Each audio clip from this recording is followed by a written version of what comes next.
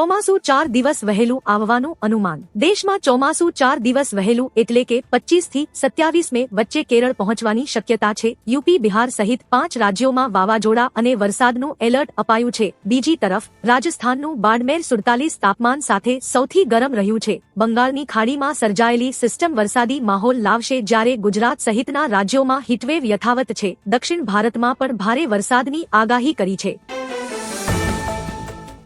શું petrol, diesel અને એલપીજીના ભાવ વધશે? કેન્દ્રીય મંત્રી હરદીપસિંહ પુરીએ સામાન્ય જનતાને આંચકો આપતા જણાવ્યું છે કે જો વૈશ્વિક યુદ્ધ ચાલુ રહેશે તો ઇંધણના ભાવમાં વધારો કરવો પડી શકે છે। હાલના દરોને કારણે તેલ કંપનીઓને દરરોજ અંદાજે 1000 કરોડ રૂપિયાનું નુકસાન થઈ રહ્યું છે। રાજકોષીય દબાણ ઘટાડવા સરકાર ટૂંક સમયમાં પેટ્રોલ, ડીઝલ અને એલપીજી કિંમતો વધારવાનો નિર્ણય લઈ શકે છે। આ નિવેદનથી ભાવ વધારાની આશંકા સેવાઈ રહી છે।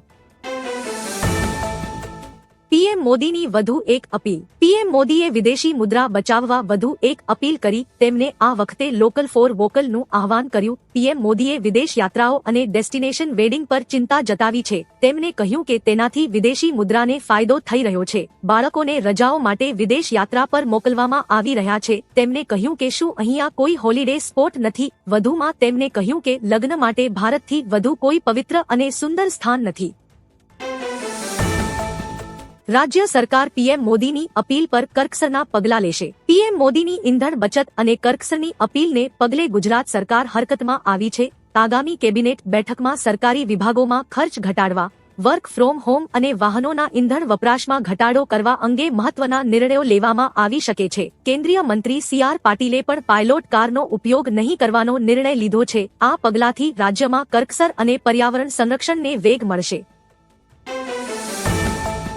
મુખ્યમંત્રી બનતા જ વિજયે 700થી વધુ દારૂની દુકાનો બંધ કરાવી। તમિલનાડુના મુખ્યમંત્રી બનતા જ વિજયે મોટો નિર્ણય લેતા ધાર્મિક સ્થળો અને શાળાઓ નજીકની 717 દારૂની દુકાનો બંધ કરવા આદેશ આપ્યો છે। આ સાથે 200 યુનિટ મફત વીજળી અને મહિલા સુરક્ષા માટે સ્પેશિયલ ફોર્સની જાહેરાત કરી છે। અગાઉની સરકારના 10 લાખ કરોડના દેવા સામે તેઓ શ્વેતપત્ર બહાર પાડશે। રાજ્યમાં નશાના દૂષણને ડામવા અને કાયદો વ્યવસ્થા સુધારવા માટે આક્રમક વલણ અપનાવ્યા છે। સરહદ પર ફેન્સિંગથી બાંગ્લાદેશ નારાજ। પશ્ચિમ બંગાળના મુખ્યમંત્રી શુભેન્દુ અધિકારીએ બાંગ્લાદેશ સરહદ પર ફેન્સિંગ માટે બીએસએફને જમીન આપવાનો નિર્ણય લેતા વિવાદ સર્જાયો છે। બાંગ્લાદેશના પીએમના સલાહકાર હુમાયુ કબીરે વળતો પ્રહાર કરતા કહ્યું કે તેઓ કાંટાળા તારથી ડરતા નથી। બંગાળ સરકાર આગામી 45 દિવસમાં જમીન સોંપવાની તૈયારીમાં છે, જેનો હેતુ ઘૂસણખોરી અટકાવવાનો છે। બીજી તરફ ઢાકાએ ચેતવણી આપી છે કે પુશબેક જેવી કાર્યવાહી સામે તેઓ કડક પગલાં લેશે।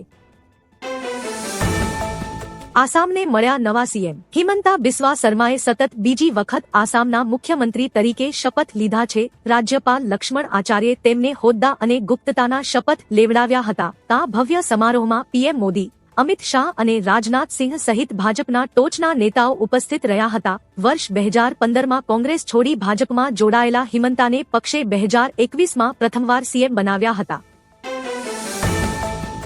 પેટ્રોલ, ડીઝલ અને એલપીજી અંગે સરકારની મોટી જાહેરાત। પશ્ચિમ એશિયામાં યુદ્ધ વચ્ચે સરકારે દેશમાં પેટ્રોલ, ડીઝલ અને એલપીજીની અછતની અફવાઓને નકારી કાઢી છે। પીએમ મોદીની બચતની અપીલ બાદ મંત્રાલયે ખાતરી આપી કે ભારત પાસે ક્રૂડનો પર્યાપ્ત ભંડાર છે અને પુરવઠો યથાવત છે। છેલ્લા 3 દિવસમાં 1.26 કરોડ સિલિન્ડરની ડિલિવરી કરવામાં આવી છે। આંતરરાષ્ટ્રીય ભાવમાં ઉતાર ચઢાવ છતાં સરકારે ગ્રાહકોને અસુવિધા ન થાય તે માટે અસરકારક પગલાં લીધા છે। યુપીના સરકારનો મોટો નિર્ણય। સીએમ યોગીએ અધિકારીઓ સાથે એક મહત્વપૂર્ણ બેઠક યોજી હતી। સીએમ અને તેમના મંત્રીઓના કાફલામાં વાહનોની સંખ્યા 50% ઘટાડવાનો નિર્ણય લેવામાં આવ્યો। સીએમએ જનતાને બળતણનો વપરાશ ઓછો કરવા અપીલ કરી છે। સભાઓ અને સેમિનાર વર્ચ્યુઅલ રીતે યોજાશે। સંસ્થાનોને 2 દિવસ માટે વર્ક ફ્રોમ હોમ વ્યવસ્થા લાગુ કરવાનો નિર્દેશ આપવામાં આવ્યો છે। એમપીના સીએમએ પણ જાહેરાત કરી છે કે સત્તાવાર કાફલામાં વાહનોની સંખ્યા ઘટાડવામાં આવશે। મહિલાઓના ખાતામાં આવશે 3000 રૂપિયા। બંગાળ સરકારની અન્નપૂર્ણા ભંડાર યોજના હેઠળ મહિલાઓના બેંક ખાતામાં 1 જૂનથી 3000 રૂપિયાની આર્થિક સહાય આપવામાં આવશે। રાજ્ય સરકારના એક અધિકારીએ સોમવારના રોજ આ જાણકારી આપી હતી। વિધાનસભા ચૂંટણીના પ્રચાર દરમિયાન પ્રધાનમંત્રી મોદી અને ગૃહમંત્રી અમિત શાહે રાજ્યમાં મહિલાઓ માટે અન્નપૂર્ણા ભંડાર સામાજિક કલ્યાણ યોજનાને લાગુ કરવા માટે વારંવાર વચન આપ્યા હતા। નીટ પરીક્ષા રદ કર્યા બાદ મોટી ઘોષણા. નીટ પેપર લીક વિવાદ બાદ એનટીએ પરીક્ષા રદ કરીને વિદ્યાર્થીઓના હિતમાં મહત્વના નિર્ણયો લીધા છે. એજન્સીએ સ્પષ્ટ કર્યું છે કે ટૂંક સમયમાં પરીક્ષાની નવી તારીખ જાહેર કરવામાં આવશે. વિદ્યાર્થીઓએ ફરીથી રજીસ્ટ્રેશન કરાવવાની કે વધારાની ફી ચૂકવવાની જરૂર રહેશે નહીં. પેપર લીક મામલે સીબીઆઈ તપાસના આદેશ અપાયા છે અને જે વિદ્યાર્થીઓ ઈચ્છે તેમને પરીક્ષા ફી પરત પણ આપવામાં આવશે. 15 મેથી 5 દેશોના પ્રવાસ પર પીએમ મોદી. વિદેશ મંત્રાલયે જાહેરાત કરી છે કે પીએમ મોદી 15 મેથી 5 દેશોના 6 દિવસના સત્તાવાર રીતે પ્રવાસે જશે. વધુમાં જણાવ્યું કે તેઓ 15 મેના રોજ યુએઈ, 15 થી 17 મે સુધી નેધરલેન્ડ, 17 અને 18 મે સ્વીડન, 19 મે નોર્વે અને 20 મેના રોજ ઇટલી જશે. રિપોર્ટ અનુસાર આ પ્રવાસ દરમિયાન એનર્જી અને સિક્યોરિટી સહિત ઘણા એમઓયુ પર હસ્તાક્ષર કરવામાં આવશે. સોના અંગે પીએમ મોદીનું મોટું નિવેદન. વડાપ્રધાન નરેન્દ્ર મોદીએ હૈદરાબાદમાં ભાજપની રેલી દરમિયાન દેશવાસીઓને 1 વર્ષ સુધી સોનું ન ખરીદવા સંકલ્પ લેવા અપીલ કરી છે. તેમણે જણાવ્યું કે સોનાની આયાતમાં મોટી માત્રામાં વિદેશી હુંડિયામણ ખર્ચાય છે, જેની બચત દેશહિતમાં જરૂરી છે. અગાઉ યુદ્ધ સમયે લોકો સોનું દાન કરતા, આજે દાનની જરૂર નથી, માત્ર ખરીદી ટાળવાની જરૂર છે. કોઈપણ પ્રસંગે સોનું ન ખરીદીને આર્થિક મજબૂતીમાં સહયોગ આપવા તેમણે ભાર મૂક્યો છે. પીએમ મોદીનો સોમનાથ રોડ શો. સોમનાથમાં અમૃત મહોત્સવ નિમિત્તે પીએમ મોદીનો ભવ્ય રોડ શો યોજાયો હતો. આ અવસરે ઉત્તરાખંડના ભૈરવનાથ ડમરૂ મંડળના યુવાનોએ રથની આગળ ડમરૂના નાદથી વાતાવરણ ગુંજવી દીધું હતું. જીપમાં પીએમ મોદીની સાથે મુખ્યમંત્રી ભૂપેન્દ્ર પટેલ અને નાયબ મુખ્યમંત્રી હર્ષ સંઘવી પણ જોડાયા છે. પરંપરાગત વસ્ત્રો અને ગરબા દ્વારા મોદીનું ભવ્ય સ્વાગત કરવામાં આવ્યું હતું.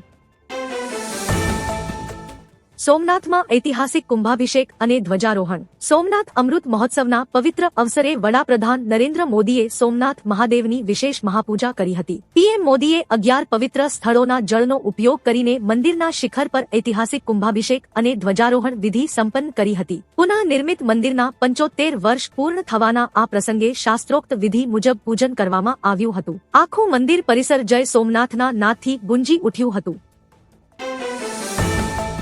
કેન્દ્ર સરકારે આપ્યા સારા સમાચાર. વૈશ્વિક તેલ સપ્લાયમાં અડચણ અને કિંમતોના ઉતારચઢાવ વચ્ચે કેન્દ્ર સરકારે સ્પષ્ટ કર્યું છે કે દેશમાં ઇંધણની કોઈ અછત નથી. પેટ્રોલિયમ મંત્રાલયના પ્રવક્તા સુજાતા શર્માએ જણાવ્યું કે રિફાઇનરીઓ સંપૂર્ણ ક્ષમતાએ કાર્યરત છે અને પેટ્રોલ પંપ પર ઇંધણનો પૂરતો સ્ટોક ઉપલબ્ધ છે. છેલ્લા 3 દિવસમાં એલપીજી સિલિન્ડરની ડિલિવરી માંગ કરતાં વધુ છે. સરકારે નાગરિકોને ઉર્જા સંરક્ષણ અને બચત પર ધ્યાન આપવા અપીલ કરી છે.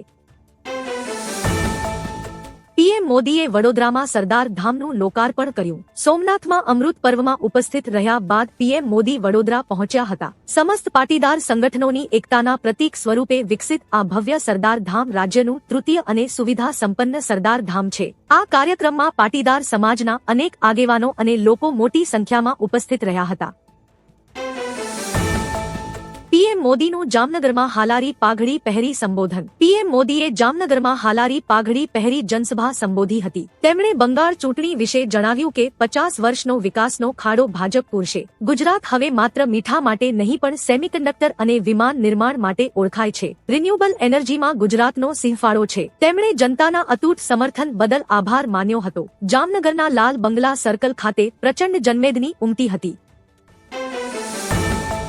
પેટ્રોલ ડીઝલમાં નવા જૂનીના એંધાણ. પશ્ચિમ એશિયામાં યુદ્ધના કારણે સ્થિતિ વણસતા પીએમ મોદીએ પેટ્રોલ ડીઝલનો વપરાશ ઘટાડવા અપીલ કરી છે. હવે પેટ્રોલિયમ મંત્રી હરદીપ પુરીએ જણાવ્યું કે સરકારી તેલ કંપનીઓ દરરોજ 1000 કરોડનું નુકસાન વેઠી રહી છે, જે કુલ 1 લાખ કરોડ સુધી પહોંચ્યું છે. આ આંકડા અને પીએમની અપીલ બાદ મોટા નિર્ણયોની શક્યતા સેવાઈ રહી છે. ઇંધણના ભાવમાં વધારા અથવા નવા નિયંત્રણો તરફ ઇશારો કરે છે.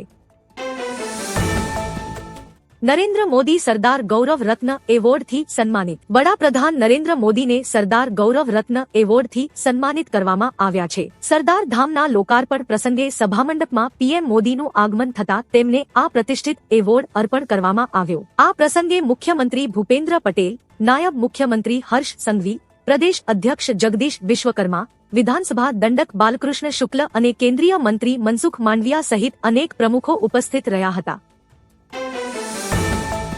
સીએમ શુવેન્દુ એક્શન મોડમાં. પશ્ચિમ બંગાળના સીએમ શુવેન્દુએ સત્તા સંભાળતા જ એક્શન મોડમાં આવ્યા છે. મમતા સરકાર દ્વારા રોકી દેવામાં આવેલા કેન્દ્રના તમામ નિર્ણયોને લાગુ કરવામાં આવી રહ્યા છે. પ્રથમ કેબિનેટ બેઠકમાં સીએમ શુવેન્દુએ પશ્ચિમ બંગાળમાં આઈપીસીના સ્થાને તાત્કાલિક ભારતીય દંડ સંહિતા લાગુ કરી દીધી છે. બાંગ્લાદેશ સીમા પર ફેન્સિંગ કરવાની કામગીરી શરૂ કરી દીધી છે. બીએસએફને જમીન ટ્રાન્સફરથી લઈને ફેન્સિંગ સુધીનું તમામ કામ 45 દિવસમાં પૂર્ણ થશે. પીએમ મોદીના ભાષણની મુખ્ય વાતો. આજનો આ દિવસ પુણ્ય પર્વથી ઓછો નથી. તમારા કાર્યક્રમમાં આવીને મને લાગે છે કે ઘરમાં આવ્યો છું. સરદાર ધામના દરેક પ્રયાસમાં મેં સાથે ઊભા રહેવાનો પ્રયાસ કર્યો. સરદાર ધામના દરેક પ્રયાસમાં જ્યારે મને મોકો મળે છે, નારીશક્તિ વંદન સંશોધન માટે સતત પ્રયત્નો થતા રહેશે. મહિલાઓ માટે દરેક ક્ષેત્રોમાં દ્વાર ખુલે એ માત્ર સરકાર જ નહીં પરંતુ સમાજોની પણ જવાબદારી છે.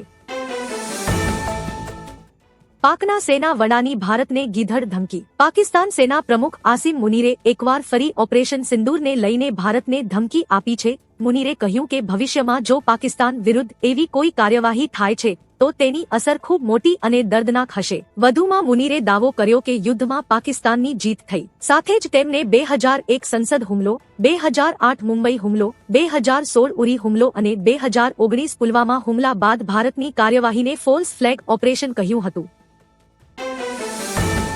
ગુજરાતમાં હીટવેવનો પ્રકોપ પારો 45 ડિગ્રી પાર. રાજ્યમાં હીટવેવની આગાહી વચ્ચે તાપમાન 2 થી 3 ડિગ્રી વધવાની શક્યતા છે. કંડલામાં 45 ડિગ્રી સાથે સૌથી વધુ ગરમી નોંધાઈ છે, જ્યારે અમદાવાદમાં પારો 43 ડિગ્રી રહ્યો છે. હવામાન વિભાગના મતે આગામી 5 દિવસમાં અનેક શહેરોમાં તાપમાન 45 ડિગ્રી સુધી પહોંચી શકે છે. સૂકા પવનોને કારણે ઉકળાટ વધતા તંત્રએ બપોરે બહાર ન નીકળવા સલાહ આપી છે. 17 મે સુધી રાજ્યમાં હવામાન શુષ્ક રહેવાની સંભાવના છે.